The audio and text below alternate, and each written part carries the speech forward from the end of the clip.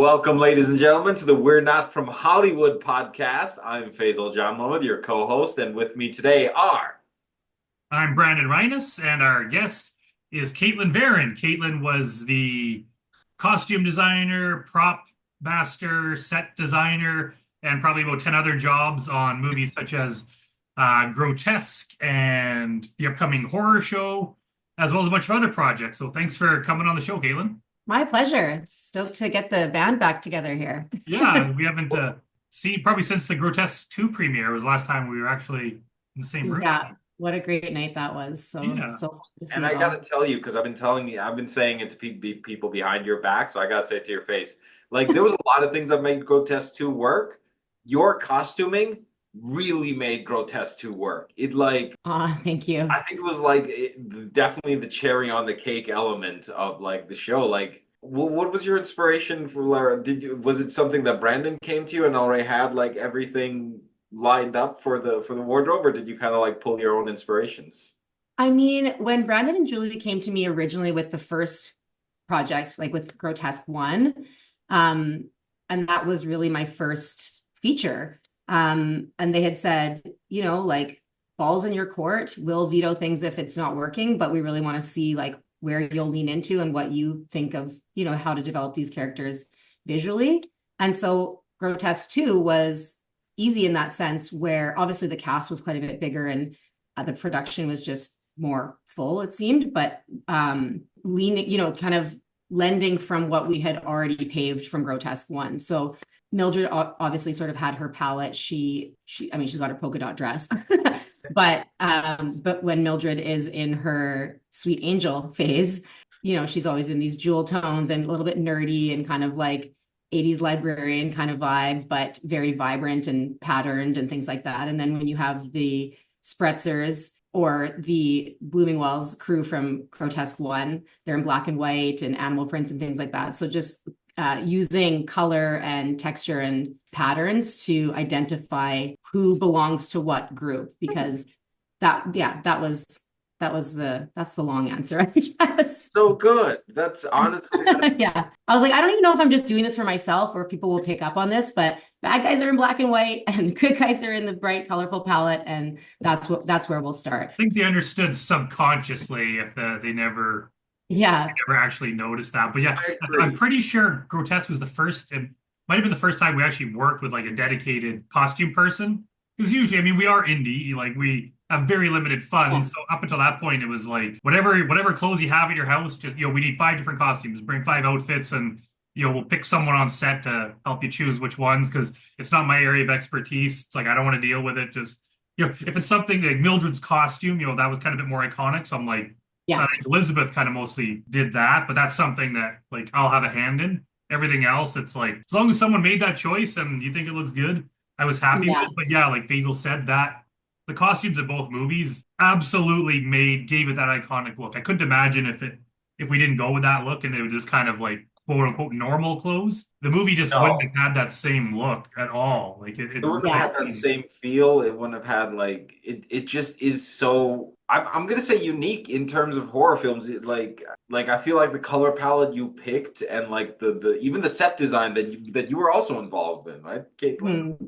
Yeah, all of that Yeah. like lends it such a unique atmosphere and such a unique air. Well, it's funny too, because we always talk about like the grotesque universe, right? And the first thing I'll ask when I'm brought onto a project is like, one of the first things is like, what era are we in? And so in the grotesque universe, like it's set in modern day, but we definitely were leaning into influences of like 80s and 90s and stuff. And I think that it's just like a fun element to add to horror as well, especially like a horror comedy, right? Where you have sort of these over the top outfits that are a little bit out of place. Like, why is this person wearing this to their office? Or like the sock hop, for example, the big dance scene. Like there was some serious prom inspired looks in there. But really, when everyone is doing it in the universe, nobody sticks out, right? So I think that cohesion in the like, we would always say like this makes sense for grotesque, right? If we had more money, it probably would have been a period piece set in the 80s or 90s. Yeah. But just things like replacing all the vehicles with it was too hard. So Yeah. so it is kind of modern days. You see, modern smartphones and stuff, but the look is we tried to minimize that. So the look is kind of it's like 80% set in 1991. He did use my van, which was definitely set in 1992. We R.I.P. R.I.P. my Caitlin's van. van was the one driven by the drug dealer guy who brings the drugs to the camp, Yeah. right? Yeah, in Grotesque too. So, Yeah. what's been your journey to film, Caitlin? How does one go about becoming a costume designer and set designer? Honestly, I did good question. I just woke up and I was here one day. No, I have a vintage clothing resale and styling company called Lawless Vintage.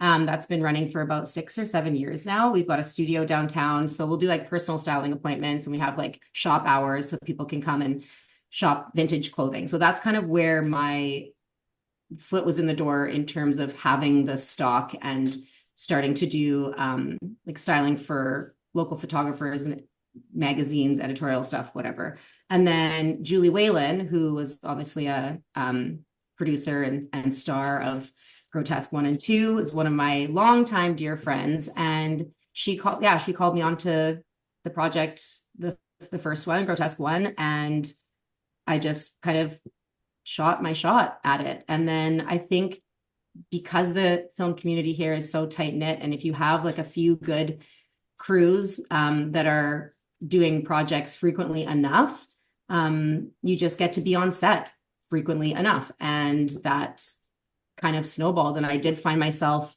for a little while there doing it full time. And I'm kind of coming back around again where I've got, 3 or 4 projects on the go. And I can consider myself doing it full time, which is really fun. And I'm okay to be, working on one project at a time or 3, 4, whatever. But I'm just happy every time that I get to be involved in something that we're making, right? Like I can't remember how it happened. Did you just do costumes in the first Grotesque, and then for part two you did props and set? Yeah. So we basically promoted you and gave you like 3 different jobs. Yeah. Well, I think it was because on Horror Show, I was doing set deck as well. And that was because I had mentioned to Julie or you, Brandon, like I would be interested in doing this. I've always loved that about our crew. It's like if you speak up and you show an interest in something, there's room to either be mentored or to just be thrown to the wolves. And either or, like I'm kind of like I'm the kind of gal that I just learn on the fly anyways. And so those were really pivotal experiences for me to just have like a working job interview, I guess. And I mean, also too, like I wasn't doing it alone. Like obviously I had help with from like Jen and Jason and I mean, everyone on set. Like I find like in our production crew and teams, we all help each other as much as we can, obviously. Right. So, yeah, it was fun to sort of be the one in charge and getting to make some of those decisions. But definitely when it came down to putting it together, I leaned on the buddies. Especially for like, I'm not decorating the entire church basement for the sock hop and things like that. And I think collaboration is just so important in almost any job, but especially in a creative role. Now, you DJ as well, right? I do. Yeah. Yeah. I've been DJing for like 7 or 8 years now.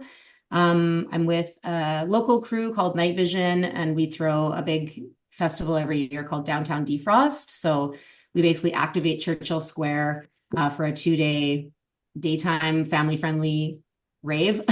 And this year is our 10-year anniversary. We're bringing some massive headliners, and it's awesome. But yeah, it's kind of just like I don't think I'll ever just have one job or say that I do one thing full time because I just have my hands in a lot of pots. Yeah. But yeah, that's definitely one of my hobbies / not careers. What brought you to DJing? What style of music do you DJ in? I love house music, techno, like I'm heavily influenced by Detroit, Chicago. I like fast, weird, ravey shit. Yeah. But I was part of Night Vision before I was DJing. So it was actually me and 12 of my best guy friends. And we would go to Shambhala and Bass Coast and Motion Notion and Astral Harvest and all of those local and Western Canadian festivals. And we really were just inspired to bring that back to Edmonton and start throwing our own parties. So I was more on the like promotion, organization. We all kind of had like an equal seat at the table, but it was me and 12 DJs essentially. But I was always digging for music and making playlists but I just loved being on the dance floor, not stuck in the booth. So, and I still love, I mean, I love playing shows, but I love going to shows more. It's, it takes the pressure off for sure. But, yeah, so I think finally, yeah, after like 4 or 5 years with Night Vision, they were like, I was sort of like being a bedroom DJ, and then they just booked me for a show. So once I was booked, I had no choice but to, try to get as good as I could in those couple months. And I think that, like, again, it's like the on the fly, like getting pushed out of the nest type of thing. That's where you grow, right?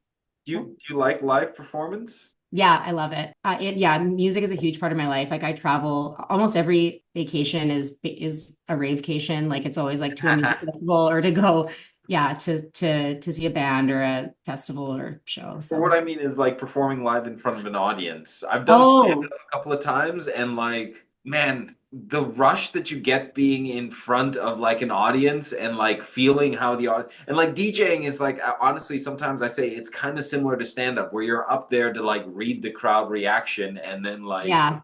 move the crowd one way or another, and like how do you like that aspect of it? Yeah, I mean, I find that I get anxious, like I get like party anxiety before, but I think that that's good. Like I used to teach yoga and I would get nervous the same way before every yoga class because you're standing up there and you're like, yeah, I go through phases where I just don't want to be perceived. And then I find that I in feel those you. times when I'm like booked for a show for something and I am like, okay, just go out, just do it. That those are the nights that I needed to do that the most. Like it's just as therapeutic for me to be up there delivering a set as it is to like, be in the dark corner, just like not being perceived. But it definitely like it's hard to not judge yourself or be hard on yourself. But I think that after all these years, not all these years, there's definitely like longer standing DJs and more experience.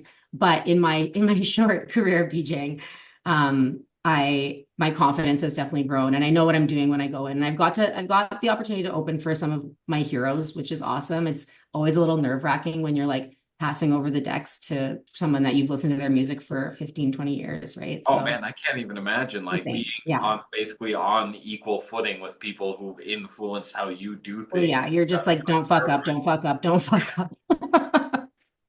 But it happens too. And honestly, like we're all human and you see your fucking up is heroes like mess up part of too. like it's a learning experience. If it's not Yeah. a loss if you pick something up from it. But yeah, Yeah. I totally get what you mean about like I'm the same way where I'm like, don't look at me unless I want you to look at me, Yeah. in which case definitely pay attention to me. Other than that, Yeah. like don't look at me. Yeah. It's like, not yet, not yet. Okay, now. Okay, Now. now look away. Yeah. Okay, now look But back away. yeah, yeah, exactly. I definitely do love the event production side of things, especially watching our little festival go from this little festival to now this like 2 day massive. And we've added a vintage market or like an artisan local vendor market to it as well. So getting to blend my love of throwing events and shows and DJing and music with clothing and market and local artists and things like that. So definitely, I feel like the downtown defrost is one of my favorite outlets that I do. Like we work on it year round. I work on the website and the marketing team and things like that. And it's still just like our crew of friends, but it just feels so much bigger than us now, which is a really good feeling when you see something through like that. Like 10 years is a long time to stick to something. And I'm just It's amazing. Like I've said this on this podcast, like to see a scene form and to like to reach cohesion, and then like to see it like actually have the next generation of that scene form, and you see people that are influenced by you come up, and like it's a wild thing to observe, and it happens like all the time. 100%. Yeah. Yeah. Love it. Here's a question for you, Caitlin. In all of grotesque world, what would you think is your favorite costume? Okay, I had a feeling you were going to ask this.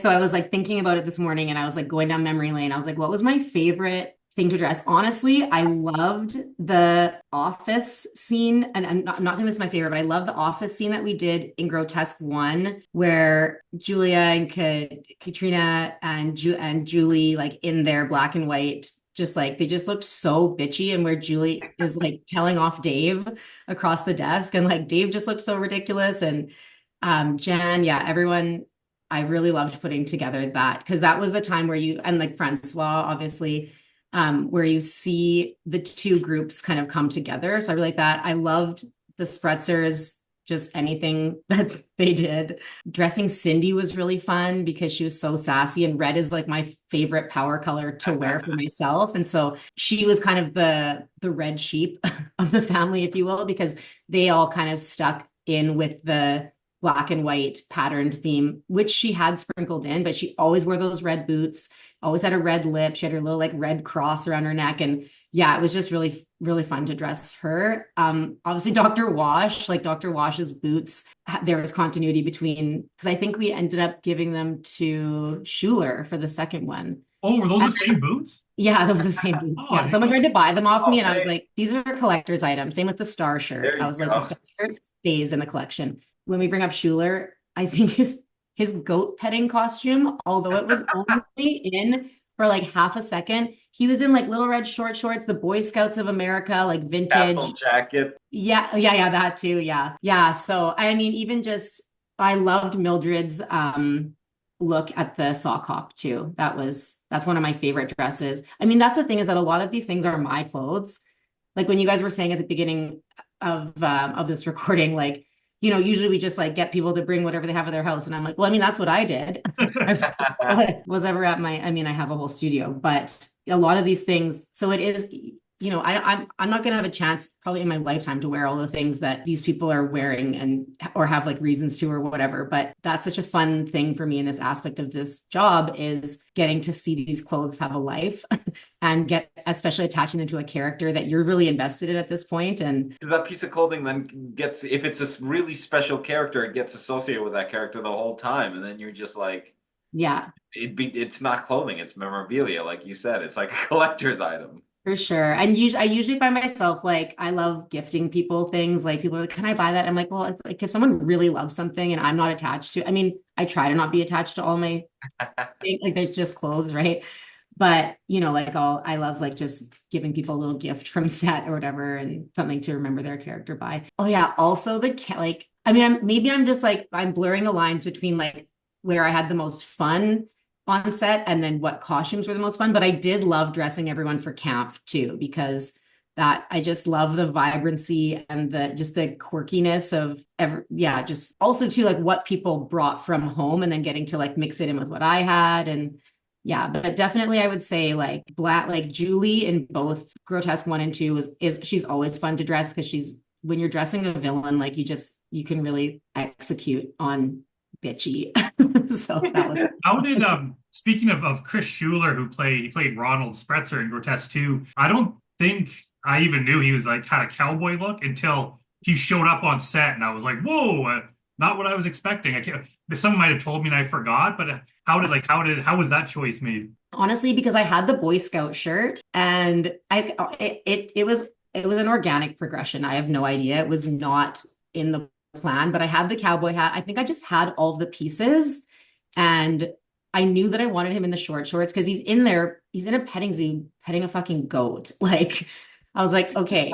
And I wanted the boots in there because that was like a nod to Grotesque 1. And he had kind of been wearing those boots throughout. And I was like, well, just because he's in short shorts doesn't mean he can't wear cowboy boots. And I was like, well, if he's wearing these or like these ranch boots, I'm like, well, if he's in the ranch boots and he's in a petting zoo, let's throw a cowboy hat on him. And then the shorts were red, and then the Boy Scout shirt had like the Boy Scout written in red. So I was like, well, that ties in with it honestly, it made sense in my head. And Yeah, I hope it translated, but I think I think you nailed it.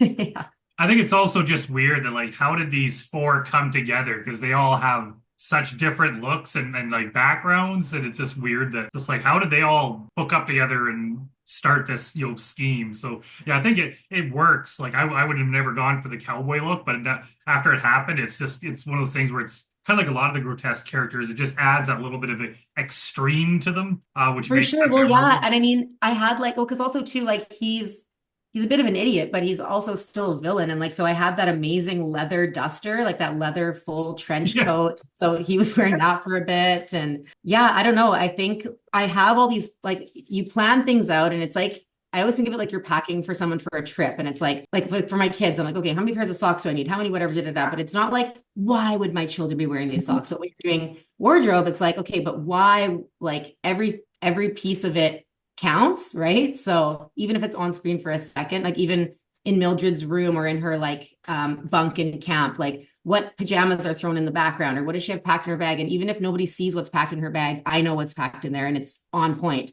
Like, Well, you and the character also knows it. Like it all yeah, into building the character and like making it yeah, like there's so many like I think you were when you were saying like how you specifically had the Spretzers wearing specific palettes and animal prints and you had like Mildred dressed in like jewel tones and stuff and like whether someone noticed it or not. I think even if nobody notices like directly like oh these people are wearing this particular palette or this particular print, I think people would notice the work that's put into it because you clearly put care and work and thought into it.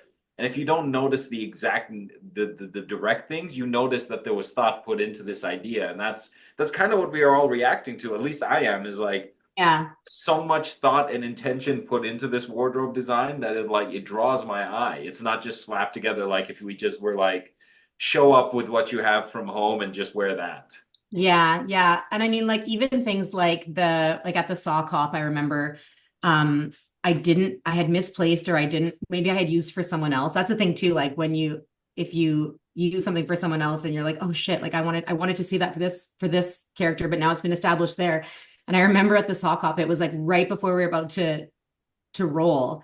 And I was like, wait, I was like, Elizabeth doesn't have earrings. And I like ran into the craft room at the church. And there, because I remember there was this bag of pom-poms. And I think I used the hoops out of my own ears. And then these hot pink pom-poms, you'll notice this next time you watch it and you watch the sock hop. If you see any close-up or anything with her ears, she has these like hot pink pom-pom earrings. And these are things too that like help me sleep at night. Because like when I watch it back, I'm like, oh, I'm so glad I did Now I that. can rest. I'm Knowing like, yeah, I was like, thank there. God I did that because if she didn't have an earring look at the sock hop, like, girl, It's why would, empty space. Then and like yeah, that's the worst I thing. would never forgive myself. Yeah, Right. And I just yeah, love the fact that they're like those details are there if people care. Because some people might, they might just kind of casually be watching it and not paying attention, and they can still get the story. But I like it that if yeah, someone's like watching every frame and looking for details, that those details are there if they care yeah, to look for them. It just shows that Or, we put care and attention into it. or for more sure. Yeah, importantly, like with your set and costume design, every frame is a painting. Like every frame on its yeah, own stand is Yeah. like an engaging piece of like photography. With just working with the limited time and the limited funds that we have, like we have to do the best with what we have. And I think both mm, Grotesque 1 and 2, if people were actually there and saw like how little we had to work with, it's like what an accomplishment. But it's like the least we can do is put as much love as we can into every shot. And like, yeah, the costumes and the props and all that, like that's the best that we could do. And it's like, yeah, I'm quite proud of it. Like we weren't on like Hollywood level, but there's a certain like yeah, charm, the certain charm to for everything. sure. I mean, you can be, I always say like diva on a dime. Like all of my stuff is basically thrifted, vintage, sourced, like given to me, inherited, whatever, right? Like that's what I run my business and my ethos on when it comes to styling and how I dress myself and my kids and, whatever. And a lot of my friends too, where it's like, if you can use what you already have, repurpose it, steal the pom-poms from the church basement. I'm already going to hell. Like, it's fine. Like, make it work. So, what do you have to work on next, Caitlin? What's coming up in the future?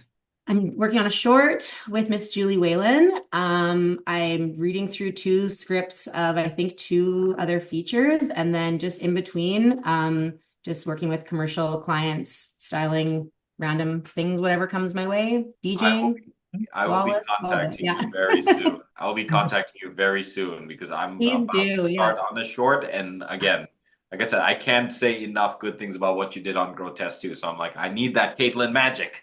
Yes. Thanks, buddy. No, I love working with you guys, and honestly, just keep it coming because we got a good thing with our crew for sure. And one of the projects you're talking about, we had Mike Charnay on as our last guest, and one of those is a script that I wrote and that he's Oh, directing. cool. Yeah. Yeah. I'm about to dig into that script tonight. So Oh, nice. And Awesome. well, I gotta give him. So he rewrote a lot too. So I would say it's probably like half his script too. So he did a lot of work yeah. on that. But yeah, I got some some things in the works too. So there may hopefully be more projects coming this year. We'll say it may involve Mildred on some level, but it's still being worked out. Awesome. Well, you know who to call.